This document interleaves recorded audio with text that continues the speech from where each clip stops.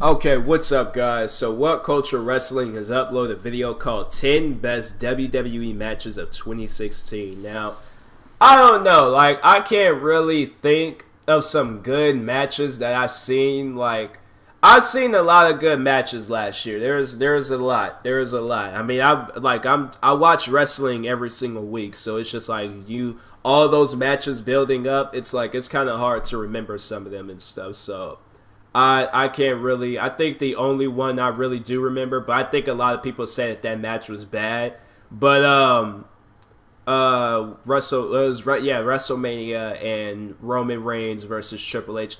I think it's because it blew up just because of the names. I mean, that was probably the only match I can really think of that I did like and things. But other than that, like I think, just and then of course the Brock Lesnar versus Goldberg. I think that's like one of the most because they have like a 10 most shocking WWE moments of 2016. And that's the thumbnail, and so I'm like, yeah, that would probably be two match. Well, definitely because I did see the Goldberg versus Brock Lesnar. I seen that mess on Twitter because that's how short that match was. You were able to see it on Twitter. It was less than 30 seconds. So it's like, well, maybe a little bit more than that, like maybe a minute. I don't know, but it was able to be uploaded onto Twitter. So that match, it was crazy. It was very crazy. So, anyways, let's see what culture what they think, and maybe I might agree because I might remember it. It might be mostly pay-per-view matches because it's like I don't really watch the pay-per-views. I just watch mostly Monday Night Raw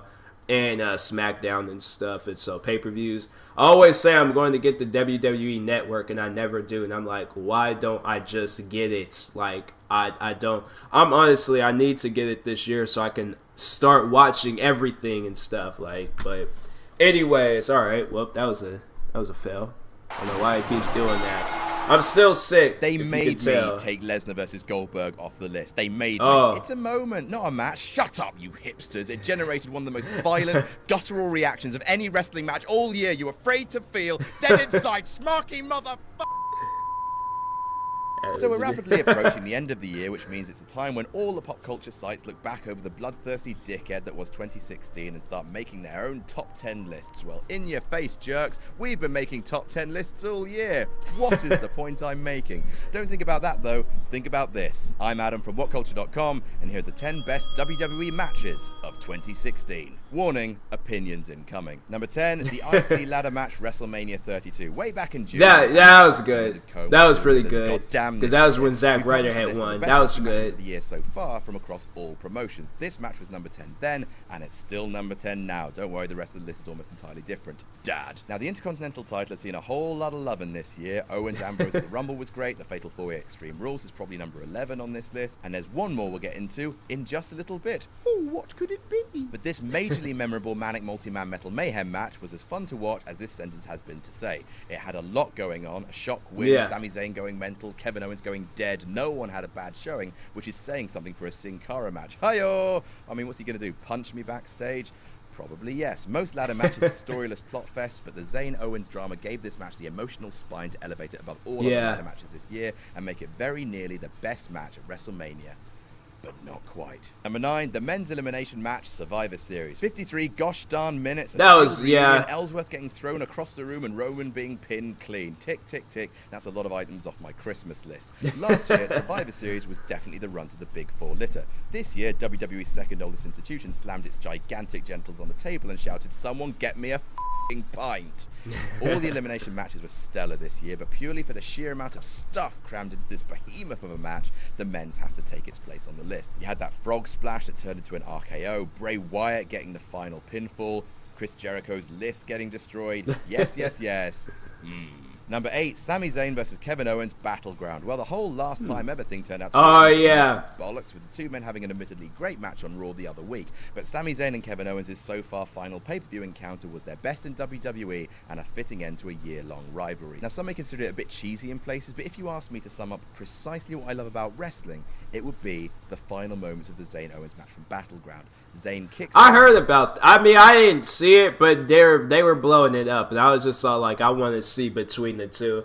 And I think it was almost that one because I'm like, it seems like every single day they fighting. I'm like, yeah, I might go see it, but I was just all like, I didn't, of course, because I'm never, I don't know, like I ain't trying to pay like $50 for ordering it just at one time, and it's like at the same time, it's just I want to get WWE Network. I don't know what's stopping me from getting it. I don't know. So, anyways, but yeah, they I would say that the last time they fought, it would probably be one of the greatest matches of 2016 because it was like that when they were like the biggest rivalry for the past couple of years and stuff. So, but catches him before he falls, looks at him, thinks of every little goddamn fucking thing that Owens put him through since NXT. He sets him up and he kicks him again. I love that. I really, really love that. Oh, and the whole match leading up to that point was beautifully paced, vicious, and compelling, which helps. Number 7, Becky Lynch versus Charlotte versus Sasha Banks, WrestleMania 32. If 2015... the fact that Charlotte won, though, I was just like, and then just... I wasn't... I mean, I guess it was a good match, but I don't know. Like, the fact that she won, like, I had my money. I had my money on either Becky Lynch or Sasha Banks, but I'm like, Charlotte, it's just the fact... Just the type of champion that she is, I don't like it. I don't like it. It might be entertaining to others, but to me, I'm like, she needs to change it up. Like, not so, I don't care if she's a heel, but she makes herself like seem like she's like the god of wrestling. And I'm like, no, it's just anybody can take you out, honestly. So it's like, lady, you need to chill. Go sit down somewhere. Like, you done got beaten by Sasha Banks like a few times actually, but she has also beaten Sasha Banks and everybody else and stuff. So I mean, she is a good wrestler. Don't get me wrong on that, but it's just the personality thing, I ain't feeling it. It was the year of the Divas Revolution. 2016 was the year of women's wrestling. There's been a host of fantastic women's matches this year, and if the list extended to a top 20, there's no doubt that Asuka versus Bayley at TakeOver Dallas, Sasha versus Charlotte at SummerSlam, and their Falls Count Anywhere match a few weeks ago on Raw. That was good. List, but none tops that triple threat match at WrestleMania, aka the best match on the whole card, Fight Me. The match felt enormous, with Snoop Dogg himself serenading his first cousin Sasha Banks. That's like his second time, I think. Because wasn't it WrestleMania 24, then 32? So it's like, it's like 8 WrestleManias ago, like he was, because I remember that was the first WrestleMania. WrestleMania 24 was the first one I ever seen, and I remember that he was there. Why, I don't know, but yeah, he was there. Some may have disagreed with the final result. Yeah, but grappling was truly worthy of the biggest show of the year. Number 6, Dolph Ziggler versus The Miz, No Mercy. This time last year, if you told me that Dolph Ziggler versus The Miz would have been one of the feuds of the year, I would have beaten you to death with a dog. One of the key benefits of WWE's brand split. It was a good one, but it's just like, it's like the whole thing with Charlotte. Like, they just see too highly of themselves, and I'm like, you're not that good. It's like there's some better wrestlers out there, and they're like Dolph Ziggler, like he was really into that. Like he was wanting that match bad. So I'm like, it was good to see how that rivalry went and things could possibly let on a little bit longer and stuff. But now Dolph Ziggler is turning heel and things, so it's like, who knows what it's gonna be like now between those two. But anyways, Dolph Ziggler have been two of the main beneficiaries of that. Maurice and The Miz are probably the best heel act in the whole company right now, and for a period of weeks, Ziggler was knocking out the most impassioned promos in the entire company. When the two met at No Mercy in a he was good. Fans were so invested that it was almost impossible for the two men to have anything less than a great bout. The pair had fantastic chemistry, and when coupled with the high and actually unpredictable stakes, loads of people thought Ziggler was on his way out. It was a true edge-of-your-seat encounter. Number 5, Cedric Alexander versus Kota Ibushi, the Cruiserweight Classic. The CWC was a very nice thing, but I don't think anyone expected it to be quite as nice as it was, which was a very nice thing indeed. It featured a handful of matches that could have conceivably been Match of the Year candidates. The final between Gran Metalik and TJ Perkins, Johnny Gargano versus Tommaso Ciampa, Zack Sabre Jr. versus WCPW Total. I need to watch the Cruiserweight quarterfinal match wrestling because it looks pretty good. Like from what they show, like on Monday Night Raw and stuff, like it looks pretty good because it's like these guys, they're like, they be putting it on the line when they're wrestling and stuff. So it's like that definitely will be when I do get WWE Network, I will be checking out like NXT and the Cruiserweight. It's like the only two ones I haven't been watching besides Monday Night Raw and SmackDown, of course that, but It's like this. Eventually, it's gonna probably be all of that. It's just gonna be on the WWE Network. You're gonna have to watch all that stuff on there. I'm like, really now? Like, come on, bro. Ibushi that just barely pipped the rest. Beyond the stakes of the CWC, there's not much story here, but there's enough. If you ever wanted to see a top-quality Ring of Honor style match in WWE, look no further. It's false f***ing finish o'clock, motherfuckers, with uncanny feats of athleticism to leave your boozles so bammed it'll never be right again. For anyone unfamiliar with either wrestler, the match made both men, with a crowd bellowing, "Please sign Cedric" after the bell, so loudly that Triple H came out from backstage to say, yeah, alright then. Number 4, The Revival versus #DIY TakeOver Brooklyn 2. Jesus unicycling Christ, there was some good tag team wrestling this year. American Alpha won the NXT Tag Team Championships in magnificent fashion. The New Day took their reign to record levels. Sheamus and Cesaro have been entertaining as hell, but no one can touch the twin teams of The Revival and #DIY. They've wrestled the NXT takeovers twice this year, and both matches were utterly breathtaking. At Brooklyn 2, they met in a regular match, but in terms of psychology, passion, escalation of tension, it was very nearly the best match of the entire SummerSlam weekend. No joke, the false finishes being thrown around was some of the absolute best of the year, and if WWE are smart, they'll be playing that match and repeating the Performance Center for the next decade. And then, unbelievably, they would top it. Number 3, AJ Styles versus John Cena. SummerSlam. Oh, yeah. Match so good. They were blowing that up. The fans bellowed so much throughout Styles Cena, they had nothing left to give for most of the rest of the pay-per-view. What elicited so much passion from the crowd? Well, some matches you love because they're breathless displays of star power and physicality. Some matches you love because they make a statement. This match did both. You see, normally, when guys come into the company and enter into a feud with John Cena, everyone gets very sad because they know what's going to happen. They might win one match, sure, but then Big Boy Big John will win 5 and they'll be sent back down the card. It's also known as the Rusev effect, the Kevin Owens effect, the Bray Wyatt effect, or the Umaga effect, and everyone thought it was coming for AJ Styles. But no, at SummerSlam, in the middle of the ring, clean as a fucking whistle, he pinned him. Fans were beside themselves with joy, and AJ was an instantly made man. Number 2, Nakamura versus Zayn, TakeOver Dallas. So close. It was so close to being number 1. Considering that half a year has passed of NXT being, let's be fair, not quite as good as it used to be, which has dulled some people's enthusiasm for the King of Strong Style just a smidge, you might be surprised this match is still so high up the list of this year's best matches, but watch it again. Then come back and apologize. It's still a marathon of hype, chemistry, and pure joy. Simple and brutal, athletic and awesome. It's a dose of pure wrestling spectacle and inches away from being the best match of the year. And number 1, The Revival versus #DIY 2 out of 3 falls, TakeOver Toronto.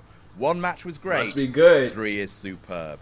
The men's elimination match put up stiff resistance, but this was the match of the Survivor Series weekend. Hands down, no question, seriously, fight me. The Revival and #DIY met one more time and blew the wrestling world apart in a 2 out of 3 falls match for the NXT Tag Team Championships. The rematch was longer, more intense, equally unpredictable, with fans unsure if DIY would win or lose again and implode. It once again featured a steady and masterful raising of temperature as the match rocketed towards its conclusion, and Wow. yet again, the match could have realistically ended about half a dozen times. While the heels coming out on top might have dampened some fans' enthusiasm for the quartet's first encounter, the undiluted eruption of joy when #DIY finally took the gold elevated the match above its Brooklyn counterpart. Seriously, it's tag team perfection, and in my opinion, and it is just my opinion, it's the Stone Cold match of the year. WCPW presents Kirby Mania. Live I've been the 5th.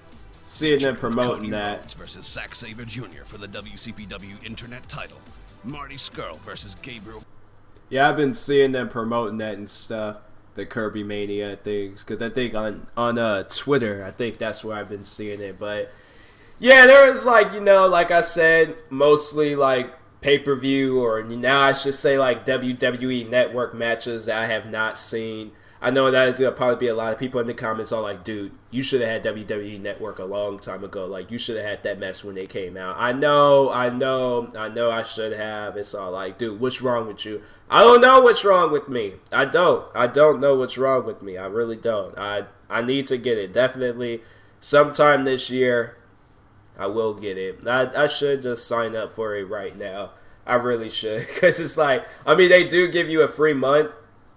So I should just sign up for it, and then call it a day. Watch some good matches, because it's like there's nothing on Netflix. There's nothing. Well, I mean, I can watch these videos, but it's just I need to. I was like, I agree with those. I agree with the comments even before they're even getting ready to be commented and things. Like, I need to watch it because it's like, how else am I gonna watch these matches and things? So, anyways, very good video, very interesting. Definitely, when I do get WWE Network, I will watch those matches and stuff. About like, okay, I want to see more of these guys. It's usually like that. It's usually like that. Like, even when, I remember when I used to get these wrestling rival cards, and they would talk about their rivals. And I would go onto YouTube and see a match. I'm like, okay, that was pretty good. Like, I want to see more of this and stuff. So, yeah, it's it's not like What Culture. I feel like they wouldn't lie to you. Like, I feel like those are probably, yes, some of the best matches. I mean, they getting the good ratings and stuff with the likes and dislikes. So it's like, yeah, I'm pretty sure there's a lot of people agree with them. And it's like there's some good matches and stuff. So, anyways, thank you guys for watching. Make sure you go subscribe to What Culture Wrestling. They're very, very close to hitting 1 million subscribers. They are 31,000 subscribers away from hitting 1 million. So make sure you go subscribe to them. Please like and subscribe to me too, and I will talk to you guys later. Thank you for watching, and peace.